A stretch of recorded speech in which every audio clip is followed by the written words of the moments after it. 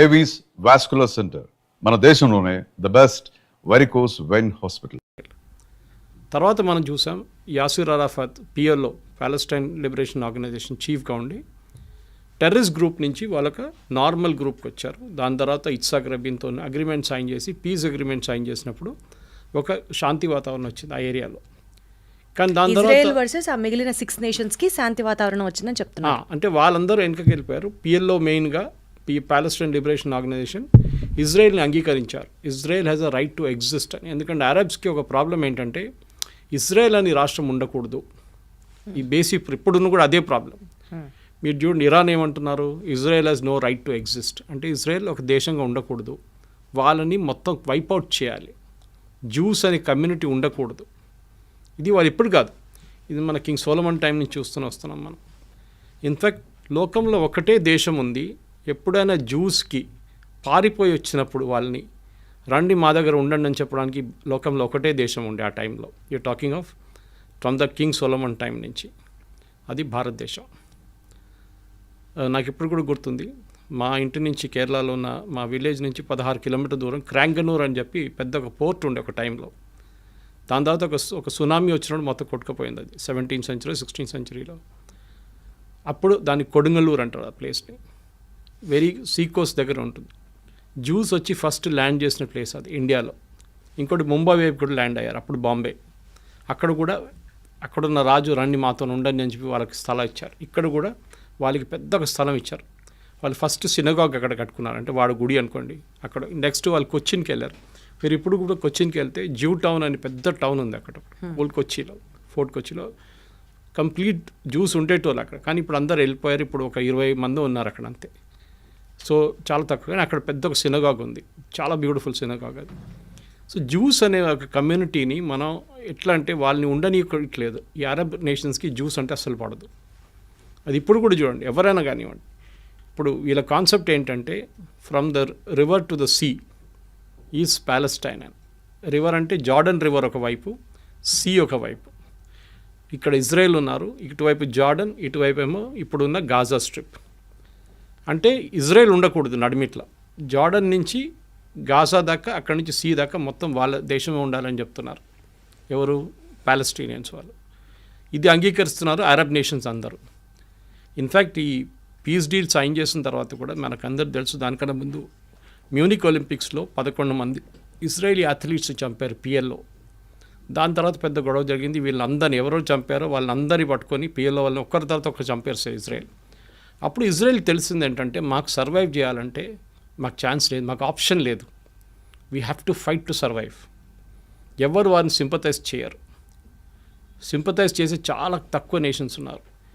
In fact Indira Gandhi టైంలో పిఎల్ఓకి support చేశారు, మన ఇజ్రాయెల్ సపోర్ట్ చేయలేదు. ఒక టెర్రరిస్ట్ ఆర్గనైజేషన్ సపోర్ట్ చేశాం. ఇప్పుడు కూడా మన హమాస్ని ఒక టెర్రరిస్ట్ ఆర్గనైజేషన్గా డిక్లేర్ చేయలేదు, ఈవెన్ మోదీ గవర్నమెంట్ వచ్చిన తర్వాత కూడా. కానీ దానికన్నా ముందు ఇంకా దారుణ పరిస్థితి ఉండే. పిఎల్ఓ లాంటి టెర్రరిస్ట్ ఆర్గనైజేషన్ని భారతదేశం సపోర్ట్ చేస్తుండే.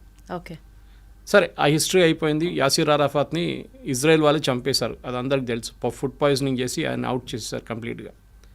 దాని తర్వాత వాళ్ళు next in command take over చేసుకున్నారు, కానీ వాళ్ళని అందరినీ హమాస్ తెరిమి కొట్టి బయటకు చేసేస్తారు. Hamas is a terrorist organisation. Hamas main sponsor Iran. ఇప్పుడు మనం హిస్టరీకి వస్తున్నాం, ప్రజెంట్ డే హిస్టరీ, పాత హిస్టరీ నుంచి ప్రజెంట్ డే హిస్టరీకి వస్తున్నాం. అటువైపు లెబనన్ ఆ కంట్రీలో క్రిస్టియన్ కంట్రీ ఉండేది. ఒక 10-20 సంవత్సరాల ముందు క్రిస్టియన్ కంట్రీ, అది ఇప్పుడు టోటల్ ఇస్లామిక్ అయిపోయింది. అక్కడ ఉన్న క్రిస్టియన్స్ 16% ఎంత ఉన్నారు, వాళ్ళు కూడా అక్కడి నుంచి పారిపోతున్నారు. ఎవరు లేరు ఇప్పుడు అక్కడ, ఎక్కువ ఉన్నారు 6-10% ఉన్నారు అంతే. అక్కడ హెజ్బుల్లా అని చెప్పి ఇంకొక టెర్రరిస్ట్ ఫోర్స్ని ఇరాన్ సపోర్ట్ చేస్తున్నారు. అంటే ఏం చేస్తారు, వీళ్ళకి డబ్బులు ఇస్తారు, వీళ్ళకి ఆయుధాలు ఇస్తారు, వీళ్ళకి కావాల్సిన టెక్నాలజీ ఇస్తారు, వీళ్ళకి కావాల్సిన మారల్ సపోర్ట్ ఇస్తారు, అన్నీ చెప్పిస్తారు ఇరాన్. సో మనకి హమాస్ అయిపోయింది, ఇటువైపు హెజ్బుల్లా అయిపోయింది. హమాస్ అని టెర్రరిస్ట్ ఆర్గనైజేషన్ అక్కడ ప్యాలెస్టీన్ అథారిటీ అని ఉండే, అంటే నడిపించడానికి, అంటే మన వెస్ట్ బ్యాంక్ కానివ్వండి గాజాని అడ్మినిస్టర్ చేయాల్సింది. అక్కడున్న గవర్నమెంట్ పేరు ప్యాలెస్టీనియన్ అథారిటీ, అది పిఎల్ఓ నుంచి వచ్చింది, యాసిర్ అరాఫత్ టైం నుంచి వచ్చింది అనమాట. కానీ హమాస్ వాళ్ళని ఉండనియట్లేదు అక్కడ అసలు. మీరు అసలు మీరేం చేయకూడదు ఇక్కడ, మీరు పక్కన జరిగిపోండి అని చెప్పి గాజా నుంచి తరిమి కొట్టేశారు బయటికి. వాళ్ళు ఉన్నది ఇప్పుడు వెస్ట్ బ్యాంక్లో ఉన్నారంతే ఇటువైపు. సో గాజాలో ఉన్న టెర్రరిస్ట్ గ్రూప్. మూడోది హూతీస్. యమన్లో మీకు తెలుసు, యమన్లో పెద్ద ఒక సివిల్ వార్ జరిగిన తర్వాత హాఫ్ యమన్ టెర్రరిస్ట్ గ్రూప్ దగ్గర ఉంది, ఇంకొక హాఫ్ గవర్నమెంట్ దగ్గర ఉంది, వాళ్ళ గవర్నమెంట్. ఈ terrorist group financed again Iran, మొత్తం డబ్బులు ఇచ్చి ఆయుధాలు ఇచ్చి, హూతీస్ అంటారు వాళ్ళు. సో 3 Hలు, హూతీ, హెజ్బుల్లా, హమాస్. వీళ్ళు ముగ్గురు కలిసి ఇజ్రాయెల్ మీద ఎప్పుడు దాడి చేస్తూనే ఉంటారు. సూసైడ్ బాంబ్ అటాక్ ఉండొచ్చు. మనం మర్చిపోకూడదు, చాలామంది అరబ్స్ ఇజ్రాయెల్లో ఉంటారు, పనిచేస్తారు ఇజ్రాయెల్లో, కానీ అప్పుడు కూడా ఇజ్రాయెల్ వాళ్ళని ఉండనిస్తున్నారు, ప్రాబ్లం లేదు. కానీ అప్పుడప్పుడు ఏం చేస్తారంటే ఈ గాజా వైపు నుంచి వచ్చిన వాళ్ళు ఎవరైనా, లేకుంటే ఈ గ్రూప్ నుంచి ఎవరైనా సూసైడ్ బాంబ్ చేస్తారు. బస్ స్టాండ్ దగ్గరనో లేకుంటే సోల్జర్స్ వెళ్తున్న ఇక్కడ చెక్ పోస్ట్ కాడ వెళ్ళి సూసైడ్ బాంబింగ్ చేస్తారు. అది ఇజ్రాయెల్ తర్వాత స్ట్రాటజీ యూజ్ చేసి దాన్ని అడ్డుకున్నారు. ఇదంతా మొదలైంది ఎక్కడంటే October 7th, మనకు అందరు తెలుసు 2 సంవత్సరాల ముందు October 7th ఇజ్రాయెల్ మీద గాజా నుంచి పెద్ద ఒక దాడి జరిగింది. మేజర్ ఇంటెలిజెన్స్ ఫెయిలియర్ అది, దాంట్లో డౌట్ లేదు. 1000 మంది కనుక చనిపోయారు, 1200 మందిని కిడ్నాప్ చేసి తీసుకెళ్లారు, మన అందరికి తెలుసు అది. దాంట్లో ఇప్పుడు కూడా 48 మంది వాళ్ళ దగ్గర ఉన్నారు, పాలస్టీనియన్ టెర్రరిస్ట్ దగ్గర ఉన్నారు, హమాస్ దగ్గర. హమాస్ ఏం చేశారంటే అక్కడున్న హెల్త్ మినిస్ట్రీ వాళ్ళ దగ్గర ఉంది, అక్కడున్న హాస్పిటల్ కానివ్వండి, స్కూల్ కానివ్వండి, దాని కింద ఇరాన్ నుంచి వచ్చిన డబ్బులు పెట్టి ఒక 10 సంవత్సరాల నుంచి టనల్స్ కట్టుకున్నారు, అండర్గ్రౌండ్ టనల్స్. ఈ అండర్గ్రౌండ్ టనల్స్లో దాచుకుంటారు, ఎందుకంటే వీళ్ళు పైన ఎక్కడ ఉంటే ఇజ్రాయెల్ వచ్చి బాంబు చేసేస్తారు. సో టనల్స్లో ఉంటారని వాళ్ళ స్ట్రాటజీ అది. కానీ ఇజ్రాయెల్ ఇంటెలిజెన్స్ నేను చెప్పినట్లు మొస్సాడ్ వాళ్ళ చాలా ఎఫెక్టివ్, వాళ్ళకి పిన్ పాయింట్ అక్యురసీతో చెప్తారు ఈ బిల్డింగ్లో ఉన్నారు అని క్లియర్గా చెప్పినప్పుడు కొడతారు. అది ఇస్మాయిల్ హనియా ఇరాన్లో కొట్టినట్లు కానివ్వండి, నస్రుల్లాని మన లెబనాన్లో కొట్టినా కానీ, వీళ్ళందరినీ ఎక్కడున్నా కానీ ఇక్కడున్న హమాస్ వాళ్ళ టెర్రరిస్ట్ గ్రూప్ లీడర్స్ కూడా టార్గెట్ స్పెసిఫిక్ కొడతారన్నమాట. సో ఏం చేస్తారంటే ఇప్పుడు హమాస్ని కంప్లీట్గా ఫినిష్ చేసేసారు, కానీ ఇప్పుడు కూడా గాజాలో నడుస్తుంది, డైలీ 2-3 ఇజ్రాయలీ సోల్జర్స్ చనిపోతున్నారు. కానీ ఆల్మోస్ట్ వైప్అవుట్ చేసేసారు గాజా నుంచి. అటువైపు వైప్అవుట్ ఉంది, కానీ ఇంకా ఉన్నారు వాళ్ళు హైలీ ట్రైన్డ్ వాళ్ళు, అంటే హైలీ ట్రైన్డ్ అంటే మోటివేటెడ్. అదే టైంలో లెబనాన్ వైపు మొత్తం ఫినిష్ చేసేసారు అక్కడ కూడా. నస్రుల్లాని చంపిన తర్వాత నెక్స్ట్ లెవెల్ లీడర్షిప్ వచ్చిన తర్వాత వాళ్ళని కూడా చంపేశారు. సో నెక్స్ట్ వచ్చి హూతీస్ని US చూసుకుంటున్నారు. బాంబింగ్ వేసినప్పుడు అక్కడ వాళ్ళు మిసైల్ వీళ్ళందరికీ ఆయుధాలు ఇచ్చేది ఇరాన్. ఇన్ని సంవత్సరాల నుంచి ఎవరు వీళ్ళని పట్టించుకోలేదు. US కానివ్వండి, UK కానివ్వండి, ఇరాన్ కానివ్వండి, ఇరాన్ మిసైల్స్ ఇస్తున్నా కానీ ఏం చెప్పకుండా వీళ్ళందరూ హెల్ప్ చేసుకున్నారు. కానీ ఒక స్టేట్కి ఇప్పుడు వచ్చేట్లు వచ్చిందంటే October 7th జరిగిన దాడి తర్వాత ఇజ్రాయెల్కి తెలిసిపోయింది ఈ గేమ్ ఇంకా మనం ఇట్లా ఆడుకుంటూ పోతే కాదు, కంప్లీట్గా వైప్అవుట్ చేయాలని చెప్పి టైం తీసుకొని వాళ్ళ లీడర్షిప్ని కంప్లీట్ వైప్అవుట్ చేసేసారు. హమాస్ ఫినిష్ చేసేసారు, మన అందరికి సిన్వార్ బ్రదర్స్ని ఇద్దరిని చంపేశారు. ఇటువైపు ఏమో నస్రుల్లాని చంపారు, అటువైపు ఏమో ఇస్మాయిల్ హనియాని ఫినిష్ చేసేసారు. వీళ్ళందరు లీడర్స్ కూర్చుంటుంది ఖతార్లో, అది మర్చిపోకూడదు మనం. అది ముస్లిం బ్రదర్హుడ్ కానివ్వండి, మీరు ఈ హమాస్ కానివ్వండి, లెబనీస్ మిలిషియా కానీ వీళ్ళందరూ కూర్చుంటుంది ఖతార్లో ఉంటారు. ఇరాన్ బ్యాకింగ్ ఉంటుంది. ఇరాన్కి సౌదీ అరేబియాకి పడదు, ఇరాన్కి బహ్రెయిన్కి పడదు, ఇరాన్కి యమన్కి పడదు, యమన్కి ఇరాన్కి ఒమాన్కి పడదు. ఇలా Iran is a Shia nation. Shia nation అంటే సార్, షియా అంటే వీళ్ళ ముస్లిమ్స్లో 2 గ్రూప్స్ ఉంటారు. షియా మైనారిటీ, మన హైదరాబాద్ వైపు చాలామంది షియాస్ ఉంటారు ఇక్కడ, ఎందుకంటే నిజాం ఒరిజినలీ ఫస్ట్ పర్షియా, వీళ్ళు షియాస్ అన్నమాట. ఇక్కడ సున్నీస్ మెజారిటీ ఉంటారు, 90% ఆల్మోస్ట్ సున్నీస్ ఉన్నారు వరల్డ్ వైడ్. వీళ్ళకి ఎప్పుడు ఇద్దరికి పడదు, దే డోంట్ బిలీవ్, వాళ్ళ కాన్సెప్ట్ అలాగ ఉంటుంది, ప్రాఫెట్ మొహమ్మద్ నుంచి వచ్చే కాన్సెప్ట్ అలాగ ఉంటుంది. అది కాకుండా వీళ్ళకి అంటే ఇంకా చాలా గ్రూప్స్ ఉన్నాయి. అహ్మదియాస్ ఉన్నారు, అహ్మదియాస్ని అయితే ముస్లిమ్స్ అని అసలు అంగీకరించారు ఎవరు, షియాస్ సున్నీస్ ఇద్దరు. సో మన దగ్గర కూడా చూస్తాం, మన పాకిస్తాన్ వైపు నిన్న కూడా దాడి జరిగింది అహ్మదియాస్ మీద అన్నమాట. సో చాలా మటుకు ముస్లిమ్స్లో చిన్న గ్రూప్స్ ఉన్నాయి, కానీ మేజర్ గ్రూప్స్లో సున్నీస్, షియా. సో ఈ షియా నేషన్ ఉన్న ఇరాన్ని వీరెవరు సీరియస్గా తీసుకోరు. ఎవరు సౌదీ అరేబియా ఉండొచ్చు కానీ మిగతా. సో వాళ్ళ ఒక బలం చూపించడానికి ఇరాన్ ఏం చేశారంటే చాలా రోజుల నుంచి, అంటే అయతొల్లా ఖొమైనీ టేక్ ఓవర్ చేసుకున్నప్పటి నుంచి 70s ఆ టైంలో దానికన్నా ముందు ఇరాన్ చాలా మోడర్న్ నేషన్ ఉండే. మీరు ఒకసారి ఆ టైం ఇరాన్ ఫోటోగ్రాఫ్స్ చూస్తే మీరు యూఎస్లో ఉన్నారా లేకుంటే ఇరాన్ అన్న మనకు డౌట్ వస్తుందన్నమాట. బీచ్లో బికినీ చేసుకొని తిరిగేది, పబ్స్ ఉండేది, అక్కడ చాలా మోడర్న్ నేషన్ ఉండేది షా ఆఫ్ ఇరాన్ ఉన్నప్పుడు. కానీ షా ఆఫ్ ఇరాన్ ఓవర్త్రో చేసి ఖొమైనీ వచ్చిన తర్వాత మొత్తం థియోక్రటిక్ స్టేట్ అయిపోయింది అన్నమాట. అంటే రిలీజియన్ బేస్డ్, వాళ్ళు ముస్లిం మహిళలు చదువుకోకూడదు, బుర్కాల్లో ఉండాలి, వాళ్ళు ఎవరితో బయట తిరగకూడదు, ఇట్లాంటి చాలా మటుకు స్ట్రిక్ట్ రూల్స్ తీసుకొచ్చారు వాళ్ళు. అట్లా ఉన్నప్పుడు ఏమైపోయింది, థియోక్రటిక్ స్టేట్ అయిపోయింది. కొమ్యూని చనిపోయిన తర్వాత నెక్స్ట్ ఖమేనీ వచ్చారు, నడుస్తూనే ఉండే వాళ్ళ రూల్ నడుస్తుంది ఇంకా. కానీ వీళ్ళేం చేస్తారంటే వీళ్ళకి మెయిన్ ఎనిమీ ఇజ్రాయెల్ మీద దాడి చేయాలి. వీళ్ళు డైరెక్ట్గా చేయరు. నేను చెప్పిన ఈ 3 గ్రూప్తోని చేపిస్తారు, హూతీస్, హమాస్, హెజ్బుల్లా. 3 హెచ్లతో పని చేయించుకుంటారు వీళ్ళు. చాలా రోజుల నుంచి ఇజ్రాయెల్ పోన్లే అని చెప్పి ఊరుకున్నారు. కానీ October 7 జరిగిన తర్వాత their patience also ran out. వీళ్ళని వన్స్ ఫర్ ఆల్ ఫినిష్ చేసేసారని చెప్పి దిగారు వీళ్ళందరూ కలిసి. సో ఇజ్రాయెల్ గ్రేటెస్ట్ అడ్వాంటేజ్ ఏంటంటే వాళ్ళ మీద ఎప్పుడు దాడి జరుగుతూనే ఉంటుంది. నేను చెప్పాను చూడండి, 6 Day వార్ జరిగింది, ఇంకోటి యామ్ కిపూర్ వార్ అని ఇంకోటి ఉండే. వాళ్ళ హోలియెస్ట్ హాలిడే రోజు దాడి చేశారు వాళ్ళ మీద. ఇప్పుడు మన దగ్గర దివాళీ రోజో లేకుంటే దసరా రోజు మనందరం కొంచెం రిలాక్స్ అవుతాం, కానీ మన ఆర్మీ రిలాక్స్ కారు. కానీ వాళ్ళ టైంలో వాళ్ళ ఆర్మీ కూడా కొంచెం రిలాక్స్ అయిపోతారు ఆ టైంలో. చాలా ఫెస్టివల్స్ అంటే వాళ్ళు చాలా సీరియస్గా తీసుకుంటారు. అదే రోజు దాడి చేశారు, ఓమ్ కిపూర్ అని చెప్పి. వాళ్ళ holiest days in there calendar అనమాట. ఆ వార్ కూడా ఇజ్రాయెల్ గెలిచారు. సో వీళ్ళకేంటంటే ఇప్పుడు ఇరాన్కి మేజర్లీ ప్రూవ్ చేయడానికి, అంటే మేము సౌదీ అరేబియా కన్నా పెద్దది, టర్కీ కన్నా మేము పెద్దవాళ్ళం అని చెప్పి వీళ్ళు మిసైల్ టెక్నాలజీని చాలా చోట్ల నుంచి కొనుక్కున్నారు.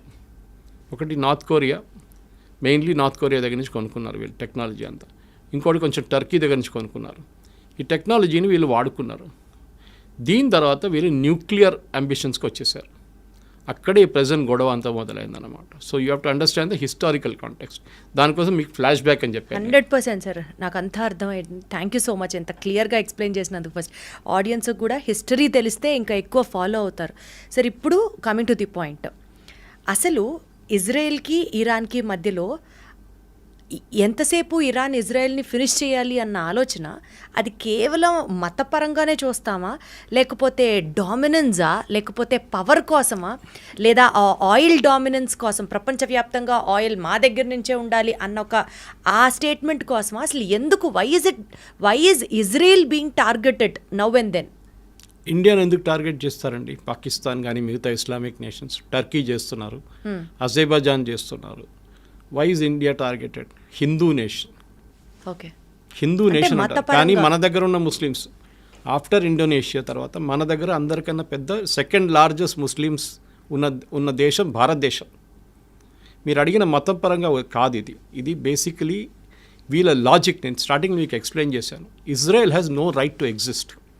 రేపు చెప్తారనుకోండి పాకిస్తాన్, భారతదేశంగా ఉండనే అసలు వాళ్ళకి అర్హత లేదు, వాళ్ళు ఫినిష్ చేశారంటే మీరు ఎట్లా రియాక్ట్ అవుతారు?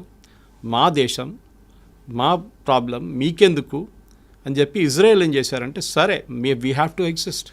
మా మీద ఆల్రెడీ 2-3 పెద్ద యుద్ధాలు జరిగినాయి మా మీద, మేము అన్నీ గెలుచుకున్నాం. ఇంకోటి అక్కడ ఒక చుక్క నీళ్ళు పడదు, వర్షం పడదు. అప్పుడు కానీ వాళ్ళ అగ్రికల్చర్లో నంబర్ 1 ప్రొడక్షన్, టెక్నాలజీలో దే ఆర్ నంబర్ 1, మిలిటరీ టెక్నాలజీలో దే ఆర్ సూపర్. వాళ్ళ ఐరన్ డోమ్ చూసాం చాలా మటుకు. మనం ఇజ్రాయెల్ గురించి చెప్తున్నాను. ఇరాన్ కాదు, ఇరాన్ అక్కడి నుంచి కొనుక్కున్నారు దొంగతనంతో. అది పాకిస్తాన్ చేసినట్లనే. పాకిస్తాన్ న్యూక్లియర్ టెక్నాలజీ జర్మనీ నుంచి దొంగతనం చేసుకుని తీసుకొచ్చిన మనిషి ఏక్యూ ఖాన్. ఆయన సెటప్ చేశారు వాళ్ళ న్యూక్లియర్ అంబిషన్స్. ఇన్ఫ్యాక్ట్ ఆ టైంలో 1980s 90sలో ఇజ్రాయెల్ ఆఫర్ చేశారు ఇండియాకి, మేము పాకిస్తాన్ దగ్గర ఉన్న న్యూక్లియర్ టెక్నాలజీని మొత్తం ధ్వంసం చేస్తాం, ఇప్పుడు ఇలాగా ఇరాన్ మీద చేస్తున్నాడు, దాడి చేస్తామంటే అప్పుడున్న కాంగ్రెస్ గవర్నమెంట్ ఒప్పుకోలేదు. ఆలోచించండి, అప్పుడు చేస్తుంటే మనకి థ్రెట్టే ఉండదు పాకిస్తాన్ దగ్గర. సరే దాని పక్కన పెడదాము. ఇప్పుడు ఇరాన్ కేసులో ఏమైందంటే, ఇరాన్కి న్యూక్లియర్ టెక్నాలజీ వాళ్ళ చేతికి దొరికింది, వాళ్ళకి యురేనియం దొరికింది, ఇంపోర్ట్ చేసుకోవచ్చు మీరు ఫర్ పీస్ఫుల్ పర్పసెస్. కానీ పీస్ఫుల్ అని ఇరాన్ ఎప్పుడు ఉండరు, మన అందరికి తెలుసు. వాళ్ళకి అంబిషన్ ఏంటంటే, ఒకటి మాకు వరల్డ్లో మేమే నంబర్ 1 లీడర్. అంటే ఒకవైపు టర్కీ ఏమంటున్నారంటే మేమే ఒరిజినల్ ఖలీఫా, అక్కడి నుంచి మా లైనేజ్ డైరెక్ట్ ప్రాఫెట్ మొహమ్మద్ నుంచి మాకే, మేము ఖలీఫేట్ మేమే.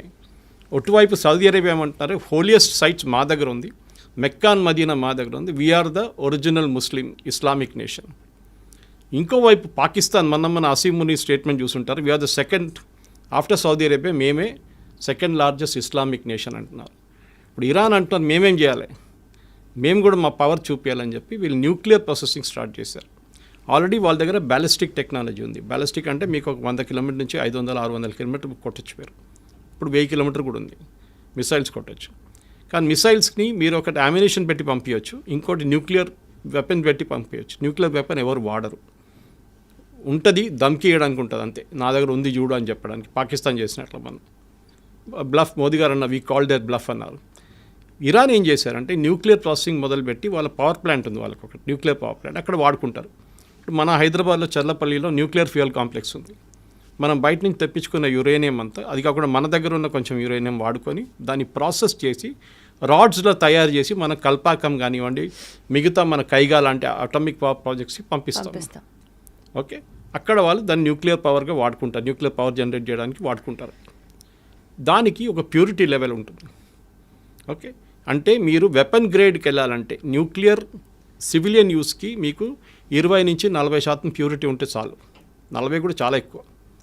కానీ మీరు 60% దాకా ప్యూరిటీ మీరు అంటే ఈ సెంట్రిఫ్యూజ్ అంటారు దాన్ని. మీరు కాలేజ్లో మనం ఫిజిక్స్ కెమిస్ట్రీ ఎక్స్పెరిమెంట్ చేస్తున్నప్పుడు ట్యూబ్స్ పెట్టి ట్యూబ్స్లో కొన్ని లిక్విడ్ సెంట్రిఫ్యూజ్ చేస్తారు, దాన్ని ఫాస్ట్గా తిప్పుతాం. దాని నెక్స్ట్ టెక్నాలజీ చాలా advance technology, same centrifuge technology nuclear యురేనియంలో యూజ్ చేస్తారు ప్యూరిటీ తీసుకురావడానికి. వీళ్ళు కూడా ఏం చేశారంటే ఇరాన్ ఈ కొంచెం రిలాక్స్గా ఉన్న టైంలో యూఎస్ కానీ వీళ్ళని కానీ బయట నుంచి ఏదో ఇంకో పేరు చెప్పి ఆ సెంట్రిఫ్యూజ్ తెప్పించుకున్నారు. సో వీళ్ళు ప్యూరిటీ ఎక్కువ చేస్తాడం మొదలు పెడితే యూఎస్ వాళ్ళు ప్రెషర్ పెట్టిన తర్వాత మేము బాంబ్ చేస్తాం మీ మీద అని చెప్పిన తర్వాత వాళ్ళు ఏం చేశారు, international atomic energy agency IAEA వీళ్ళు వరల్డ్ వైడ్ ఒక వాచ్ డాగ్ అంటాం మనం. అంటే ఎక్కడెక్కడ న్యూక్లియర్ టెక్నాలజీ ఉందో వీళ్ళు అక్కడ ఇన్స్పెక్షన్ చేస్తారు. It's UN body, independent UN body అన్నమాట. సో IAEA ఏం చేస్తారంటే వాళ్ళు వచ్చి ఇరాన్ మీద మేము మొత్తం నిఘా పెట్టబోతున్నాం. సో వాళ్ళు ఏం చేస్తారంటే ఇన్స్పెక్షన్స్ ఉంటుంది వాళ్ళకి, సర్ప్రైజ్ ఇన్స్పెక్షన్స్. మీరు ఎందుకు వాడుతున్నారు, మీరు ఎక్కడి దాకా వచ్చారు, లేదు చూడండి మేము సివిలియన్కే వాడుకుంటున్నాం, ఆ రికార్డు చూసుకోండి అని చెప్పి అంతా చూపిస్తారు. అది కాకుండా వాళ్ళు CCTV కెమెరా పెడతారు, చాలా హై రెజల్యూషన్, కంటిన్యూస్ మానిటరింగ్ ఉంటుంది ఇరాన్ మీద అన్నమాట. మన మీద కూడా ఉంటుంది, ఒక్కొక్కసారి మనం కూడా డిస్క్లోజ్ చేయాల్సి వస్తుంది. సో అది కాకుండా ఇరాన్ ఏం చేశారంటే ఈ ప్యూరిటీ ఎక్కువ పెంచడం మొదలుపెట్టారు. 50 దాకా వచ్చారు, 50 నుంచి 55కి వచ్చారు. మొన్న 55కి వచ్చినప్పుడు సడన్గా ఇజ్రాయెల్ ప్యానిక్ అయ్యారు. ఎందుకంటే ఒకసారి 60% క్రాస్ చేస్తే వీళ్ళు న్యూక్లియర్ వెపన్స్ తయారు చేయొచ్చు. యురేనియం ప్యూరిటీ 60% కన్నా ఎక్కువ అయితే you can make nuclear weapons. అప్పుడు దాకా మీ సివిలియన్ యూస్కి వాడుకుంటారు. ఆ టైంలో అమెరికా నెగోసియేషన్స్ మొదలుపెట్టారు. మీకు గుర్తుంటుంది, ప్రెసిడెంట్ ట్రంప్ ఇరాన్తో మాట్లాడడం, ఫస్ట్ రౌండ్, సెకండ్ రౌండ్ బహ్రెయిన్లో జరిగింది, ఒమాన్లో జరిగింది టాక్, కానీ ఇక్కడికి వెళ్ళట్లేదు. ఎందుకు ఇరాన్ ఫైనల్ ఏమేంటంటే మాకు బాంబు కావాలి.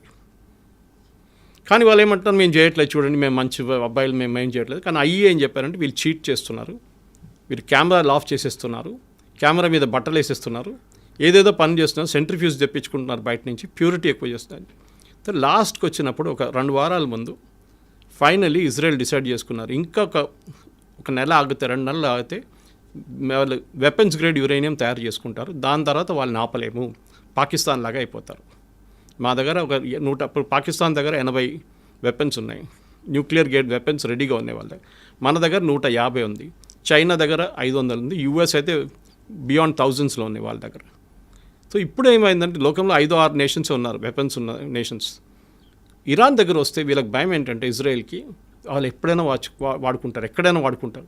హుతీస్కి ఇచ్చేస్తారు, హెజ్బుల్లాకి ఇచ్చేస్తారు, హమాస్కి ఇచ్చేస్తారు, వాళ్ళ ఎగ్జిస్టెన్స్ ఉంటుంది ఇజ్రాయెల్. ఎందుకంటే ఒకసారి ఒక న్యూక్లియర్ బాంబ్ వేసిన తర్వాత దాని చుట్టుపక్కల ఉన్న 1000 కిలోమీటర్ దాకా మీరు అసలు ఉండలేరు. నెక్స్ట్ 5000 సంవత్సరాల దాకా ఉండలేరు మీరు అక్కడ. అది కంప్లీట్ అంత రేడియేషన్ ఉంటుందన్నమాట. మనం చూసాం హిరోషిమా నాగసాకిలో ఏం జరిగిందనేది. సో న్యూక్లియర్ డెటనేషన్ అంటే చాలా సీరియస్ ఇష్యూ. దానికోసం మనం ఇప్పుడు డెటనేషన్ చేస్తున్నప్పుడు, మనం టెస్ట్ చేస్తున్నప్పుడు ఏదో ఒక డెజర్ట్లో వెళ్ళి చేసుకుంటాం మనం టెస్ట్. పోఖ్రాన్లో ఎందుకు టెస్ట్ చేస్తామంటే పోఖ్రాన్ డెజర్ట్ నడిమిట్లో ఉంది, మన థార్ డెజర్ట్ నడిమిట్లో రాజస్థాన్లో.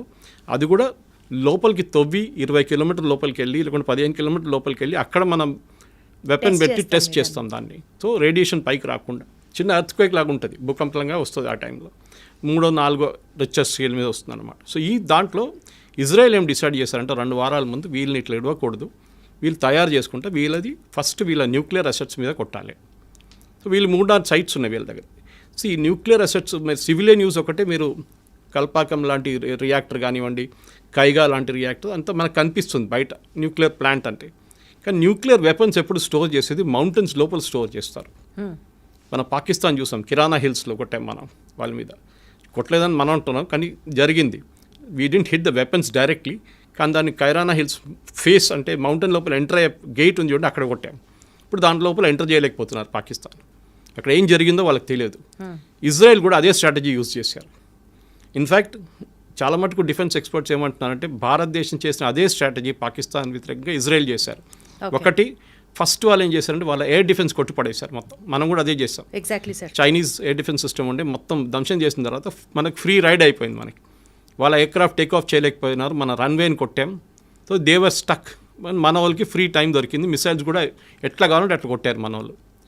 కానీ ఇప్పుడు ఏం జరిగింది, ఇజ్రాయెల్ కూడా అదే చేశారు ఇరాన్ మీద. కానీ ఇరాన్ దగ్గర ఒక అడ్వాంటేజ్ అంటే పాకిస్తాన్ దగ్గర కాకుండా వాళ్ళ దగ్గర మిసైల్స్ చాలా ఉన్నాయి. ఓవర్ ద ఇయర్స్ ఈ హమాస్ హూతీస్కే వాళ్ళు ఆల్మోస్ట్ 40,000, వీళ్ళు హెజ్బుల్లాకి ఆల్మోస్ట్ 30 నుంచి 40,000 మిసైల్స్ ఇచ్చారు వాళ్ళు. దాంట్లో చిన్న మిసైల్స్ ఉంటాయి, పెద్దది ఉంటాయి, బ్యాలిస్టిక్ ఉంటాయి, అన్నీ ఉంటుంది. అది కాకుండా ఇరాన్ దగ్గర కూడా 1,200 మిసైల్స్ ఉన్నాయి వేరియస్ కెపాసిటీస్లో. ఒకటి కొన్ని 100 కిలోమీటర్ డిస్టెన్స్ ఉంటే ఒకటి 500 కిలోమీటర్ డిస్టెన్స్ కొడుతుంది అనమాట. కొన్ని అట్మాస్ఫియర్కి వెళ్ళి మళ్ళీ రీఎంటర్ అవుతుంది. దాన్ని ట్రాక్ చేయడం చాలా డిఫికల్ట్. మన దగ్గర బ్రహ్మోస్ ఉంది చూడండి అట్లాంటిది. సో వాళ్ళు ఇంకో పేర్లు ఉన్నాయి దానికని. మనం బ్రహ్మోస్ అని వాడుకుంటాం. మన దగ్గర అగ్ని ఉంది. మిగతా మన దగ్గర చాలా మటుకు రేంజ్ మిసైల్స్ ఉన్నాయి అనమాట. నాగ్ ఉంది, అందరు యాంటీ ట్యాంక్ మిసైల్స్. ఇరాన్ ఏం చేస్తారంటే ఇప్పుడు ఈ జరిగిన దాడిలో ఫస్ట్ వాళ్ళ మీద దాడి జరిగినప్పుడు ఇజ్రాయెల్ ఏం చేశారంటే వాళ్ళ మేజర్ కమాండర్స్, ఆర్మీ చీఫ్ కానివ్వండి, వాళ్ళ ఎయిర్ ఫోర్స్ చీఫ్ కానివ్వండి, వాళ్ళ మేజర్ ఆర్మీ కమాండర్స్ని 10 మందిని చంపేశారు. సూపర్ ఇంటెలిజెన్స్ అంటే వీళ్ళు ఎక్కడ కూర్చుంటారో ఎవరికి తెలియదు, వాళ్ళకే తెలియదు.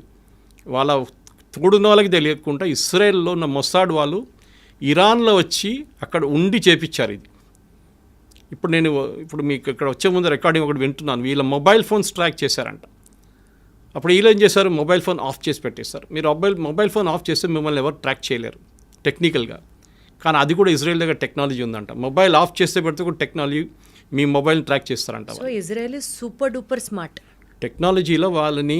అది కాకుండా ఇంటెలిజెన్స్లో మొసాడ్ లాంటి ఏజెన్సీని ఈవెన్ అమెరికన్ సిఏ పనికిరాదు. They are super.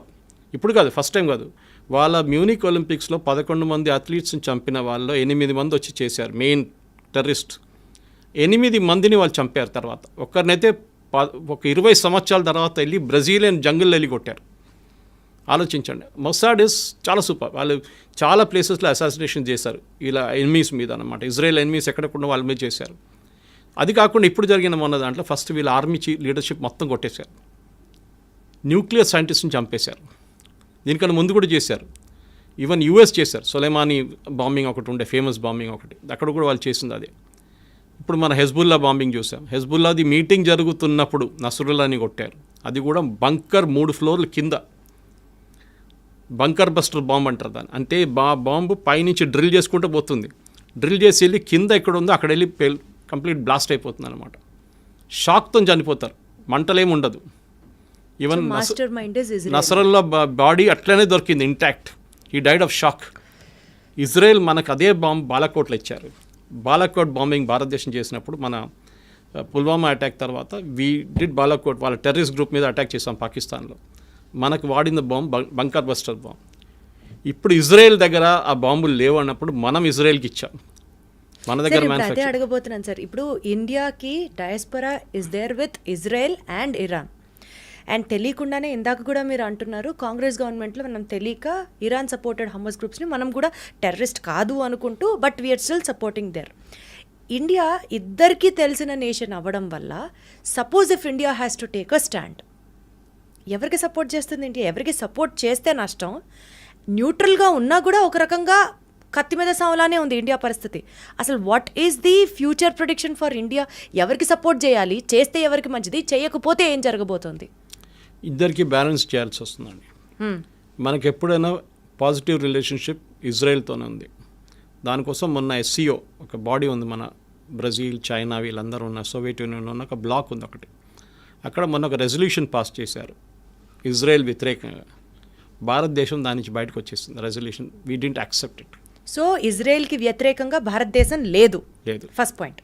సెకండ్, ఇరాన్తో కూడా మనం ఫ్రెండ్షిప్ పెట్టుకుంటున్నాం. ఎందుకంటే ఇరాన్కి ఏం కావాలంటే వాళ్ళకి తెలుసు వాళ్ళ వైపు నుంచి ఎవరు రావట్లేదు. ఇప్పుడు చూడండి, ఈ వార్లో ఒక్క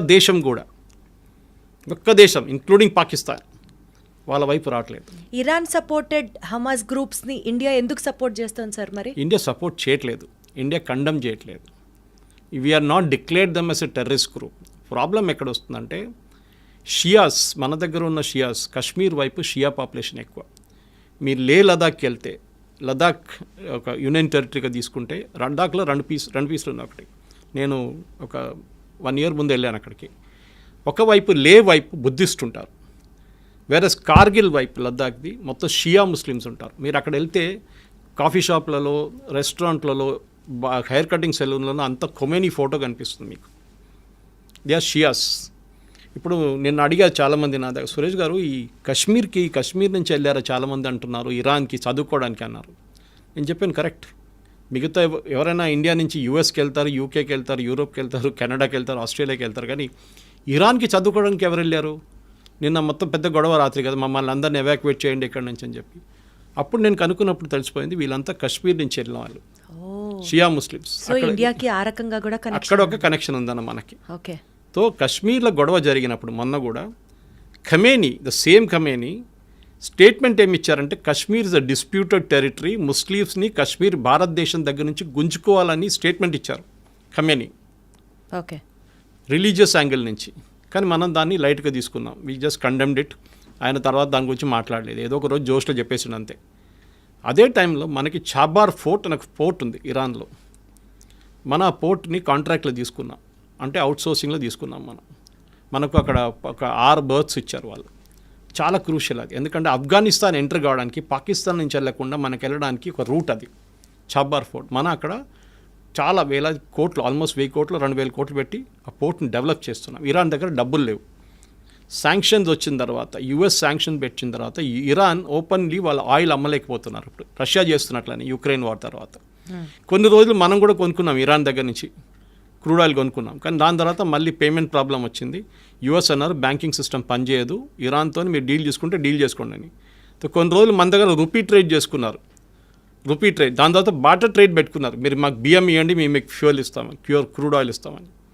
సో రెండు వైపు నుంచి మీరు అడిగిన ప్రశ్నకి మనకి ఇజ్రాయెల్ చాలా కావాలి మనకి. టెక్నాలజీ వైపు మన వెపన్స్ అన్నీ మన దగ్గర. మొన్న జరిగిన పాకిస్తాన్ మీద జరిగిన దాడిలో 3 మేజర్ వెపన్స్ మ్యానుఫ్యాక్చర్ చేసేది ఇజ్రాయలీ కంపెనీస్, భారతదేశంలో జాయింట్ వెంచర్గా.